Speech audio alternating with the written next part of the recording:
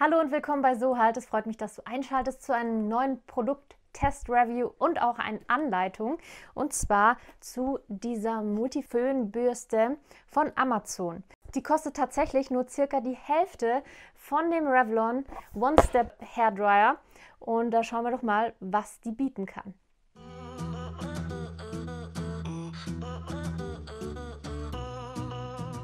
Diese Warmluftbürste hat einen integrierten Kamm und 3 Heizstufen sowie 2 Geschwindigkeitsstufen. Außerdem hat sie einen Powerknopf, der Infrarotstrahlung liefert. Und das Ergebnis seht ihr jetzt hier schon mal.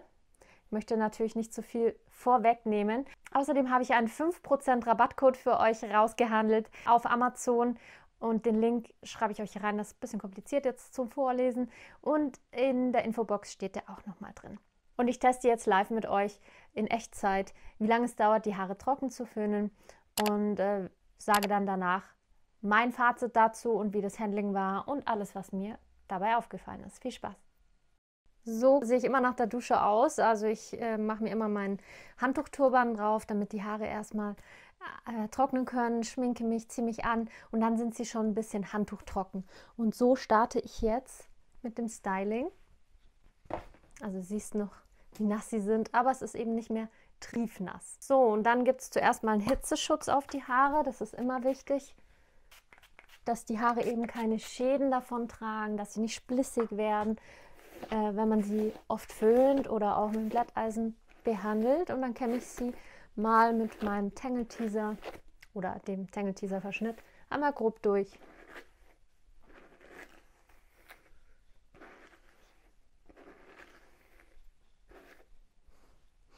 Ist wichtig, dass ich mir den Scheitel ziehe.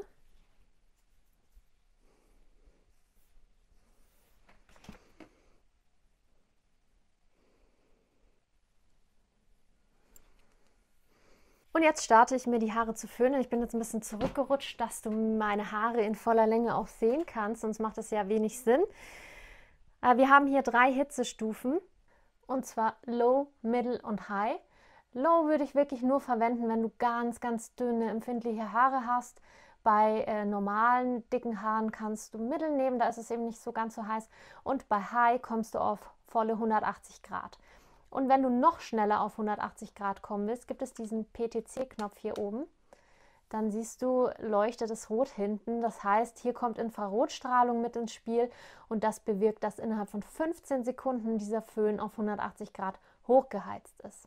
Außerdem haben diese Stufen auch die Eigenschaft, dass es nicht so stark bläst. Ich zeige dir das jetzt mal. Low, Middle, da bläst er nicht ganz so stark. Und bei High bläst er am allerstärksten.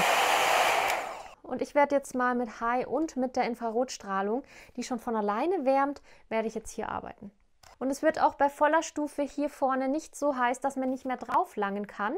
Das heißt, du kannst guten Gewissens auch mit der höchsten Stufe und mit dem PTC Power-Knopf auch ganz nah am Haaransatz arbeiten und deine Kopfhaut mitmassieren. Ich stelle jetzt gleichzeitig die Stoppuhr, mache die an und dann sehen wir mal, wie lange ich brauche, meine handtuchtrockenen Haare jetzt einmal komplett trocken zu föhnen.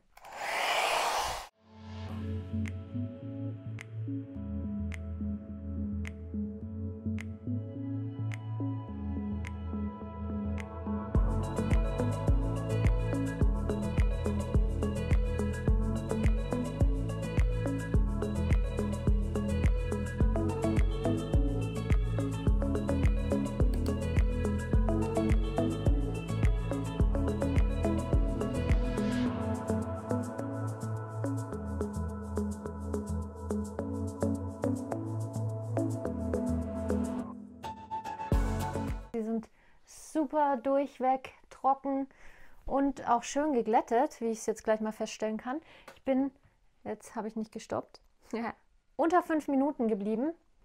Das ist doch echt super Ergebnis. Und ich bin noch 2-3 Mal extra über die Haare drüber gegangen, einfach an der Oberfläche, dass sie schön glatt und glänzend werden. Ja, ich finde, das ging richtig schnell. Also unter 5 Minuten die Haare trocken zu kriegen. Das hat jetzt allerdings auch nur funktioniert, weil ich meine Haare schon handtuchtrocken hatte, also weil sie erstmal in dem Turban eingewickelt waren, bis ich mich fertig gemacht hatte. Wenn sie klitschnass sind, dann schätze ich jetzt mal ja, wahrscheinlich das Doppelte. Dieses Gerät stinkt im ersten Gebrauch ziemlich, also es riecht wie so ein Plastikgerät, das zu heiß wird. Ich denke, das kannst du dir gut vorstellen. Ich hoffe, dass der Geruch nach mehrmaligen Anwendungen dann auch weggehen wird. Ich werde das nach einiger Zeit in der Infobox mal reinschreiben. Wenn ich dazu ein Update habe, schreibe ich einfach Update, Doppelpunkt und ob sich der Geruch verbessert. Also das war jetzt wirklich unangenehm. Zu dem Bürsten hier. Ja, die Idee ist gut. Das kennen wir schon von verschiedenen anderen Föhnbürsten. Auch die von Revlon ist ja wie eine richtige Rundbürste.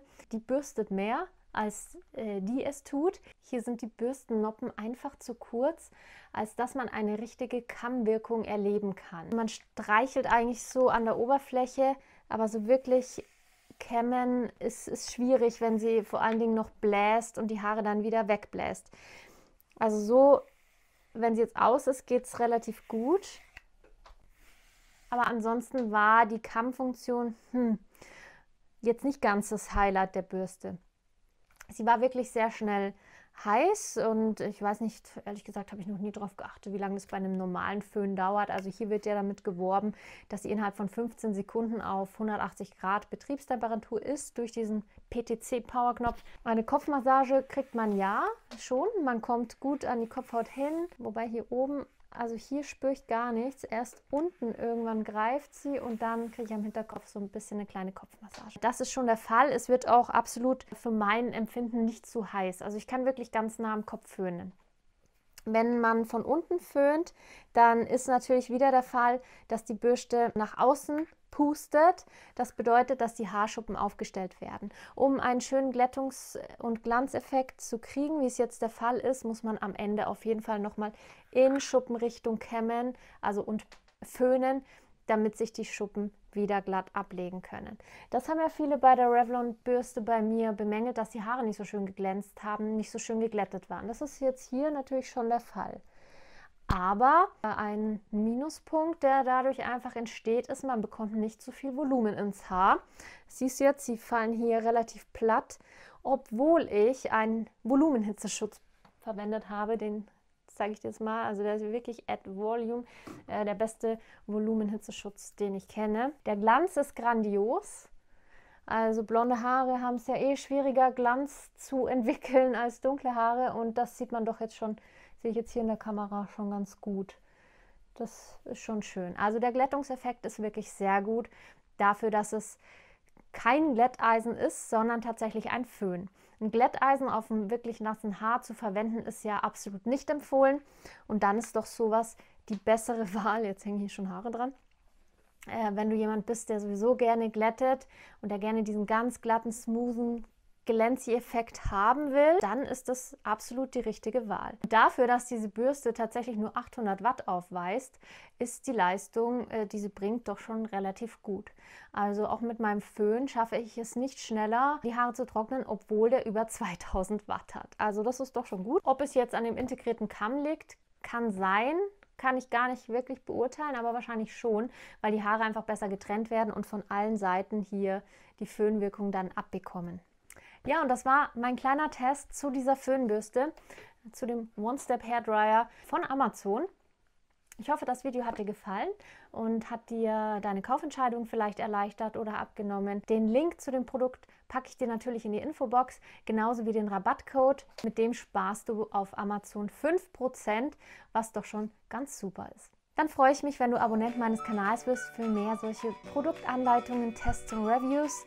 Und lass mir ein Like da für dieses Video, wenn es dir gefallen hat. Und gerne auch deine Meinung in den Kommentaren. Ich freue mich immer darüber, ob positiv oder negativ oder welche Bürste du empfiehlst. Finde ich alles immer toll und ich denke die anderen Zuschauer auch. Und bis zum nächsten Mal. Tschüss.